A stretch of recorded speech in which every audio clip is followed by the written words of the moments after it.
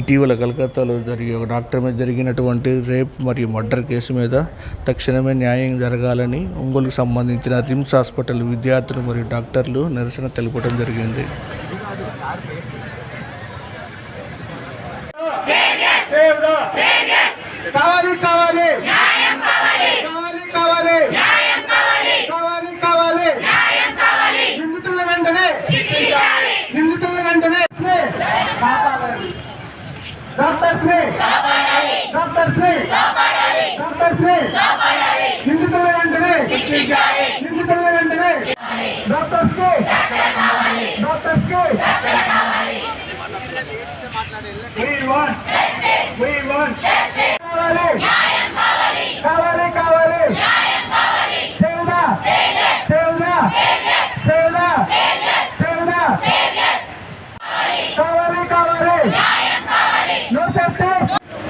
కొద్దిసేపు ఇప్పుడే తిరిగి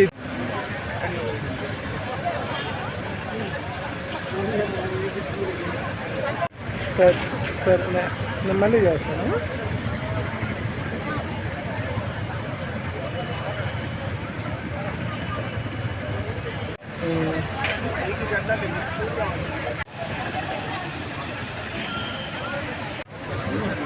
ఎక్కడుంది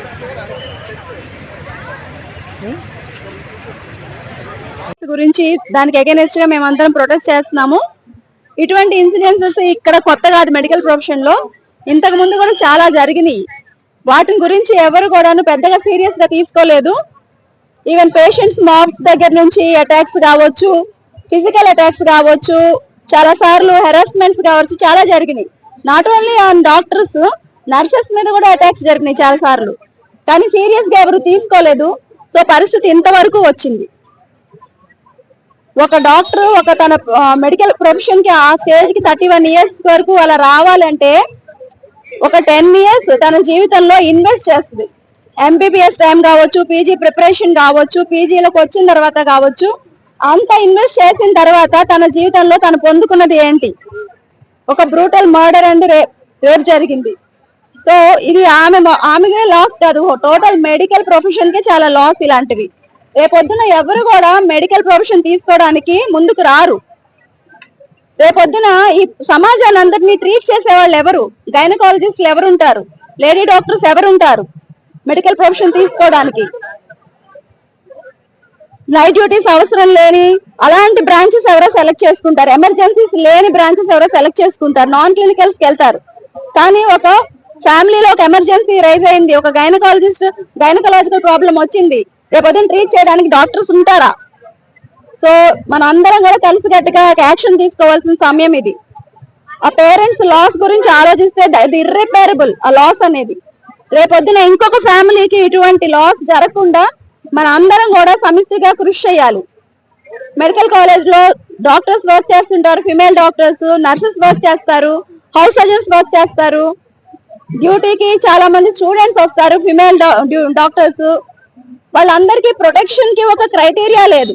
ఒక అవుట్ పోస్ట్ ఉంటుంది, అక్కడ వాళ్ళ డాక్టర్ పోలీసులు ఉంటారు. అక్కడ ఎమ్మెల్సీ జరిగినప్పుడు, ఏదైనా ఎమ్మెల్సీ కేసు వచ్చినప్పుడు మాత్రమే వాళ్ళు బయటకు వస్తారు. అటువంటి ప్రొటెక్షన్ కాదు మేము కోరుకునేది.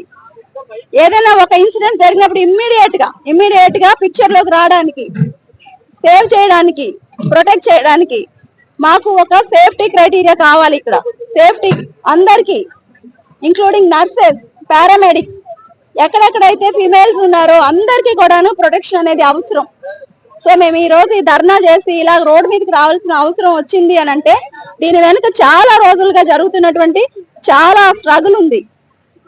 సో దాని అంతటికీ ఒక ఎండ్ తీసుకురావడానికి, ఫ్యూచర్ లో ఇలాంటివి రిపీట్ కాకుండా చేయడానికి అందరు కూడాను హైయర్ అథారిటీస్ నుంచి సెంట్రల్ ప్రొటెక్షన్ యాక్ట్ రావాలని మేము కోరుకుంటున్నాము. సో అందరు కూడా కోఆపరేట్ చేయాలని కోరుకుంటున్నాం. Thank you.